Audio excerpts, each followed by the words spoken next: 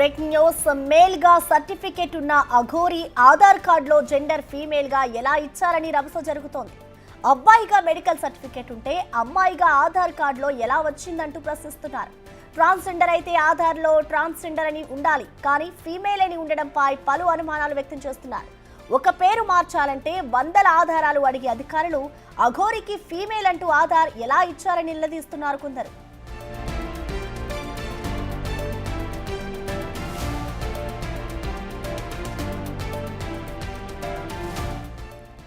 దీనికి సంబంధించిన పూర్తి సమాచారాన్ని మా ప్రతినిధి సాయి శంకర్ అందిస్తారు. సాయి శంకర్, మనం చూస్తున్నాం అఘోరికి సంబంధించి ఎప్పుడూ ఏదో ఒక వార్త హల్చల్ చేస్తూనే ఉంది. ప్రజెంట్ ఇటు సర్టిఫికేట్స్ అలాగే ఆధార్ కార్డుకి సంబంధించిన వార్త ఒకటి వస్తుంది. మరి దీనికి సంబంధించి ఇటు అధికారుల తప్పిదమే అనుకోవాలి, అసలు ఏం జరిగింది అనుకోవచ్చు సాయి శంకర్?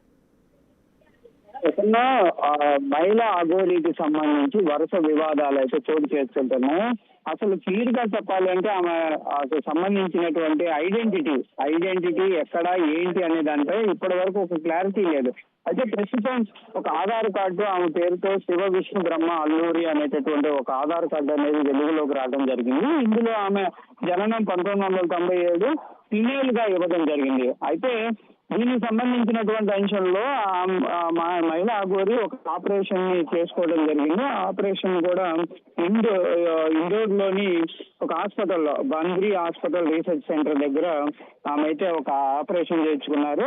జెండర్ కి సంబంధించినటువంటి ఈ ఆపరేషన్ జరగడం జరిగింది. అయితే ఇక్కడ క్లియర్ గా ఈ సర్టిఫికేట్ లో వాళ్ళు డాక్టర్ క్లియర్ గా చెప్పడం జరిగింది. ఏమనంటే which was not possible due to అనేటువంటి ఈ డస్ నాట్ బిలాంగ్ టు ఇజ్రా ట్రాన్స్జెండర్ కమిటీ, అంటే అందులో ఈ అని ఇవ్వడం జరిగింది క్లియర్ గా.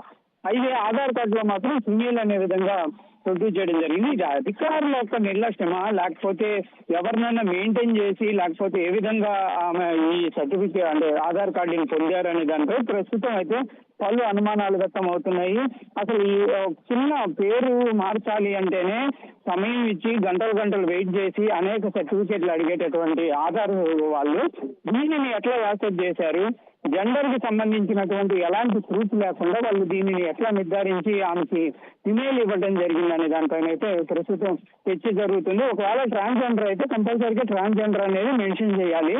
అది కూడా లేకపోవటం, ఆ సర్టిఫికెట్ జీ అని ఉంటే షీ అనేటటువంటి ఒక ఆధార్ కార్డుని ఇవ్వటం, ఇదంతా కూడా ప్రస్తుతం అయితే ఒక రకంగా పెద్ద ఎత్తున చర్చ జరుగుతుంది. కాబట్టి కంపల్సరీగా మరి దీనిపైన మహిళా అఘోరి వివరణ ఇస్తారా, లేకపోతే ఏం చేస్తారని చూడాలి. ఎందుకంటే వరుసగా ప్రతి అంశంలో ఆమెది వివాదమే చోటు చేసుకుంటుంది. ఎక్కడికి వెళ్ళినా గొడవలు పట్టడం, ఎవరిపైన పడితే వాళ్ళని దూషణలు చేయటం, ఎవరిపైన పడితే వాళ్ళపైన కొట్టడానికి వెళ్ళడం, ఇవన్నీ జరుగుతున్నాయి. అసలు ఆమె హిజ్రా కాదనే విధంగా కొంత చర్చ నడుస్తుంది.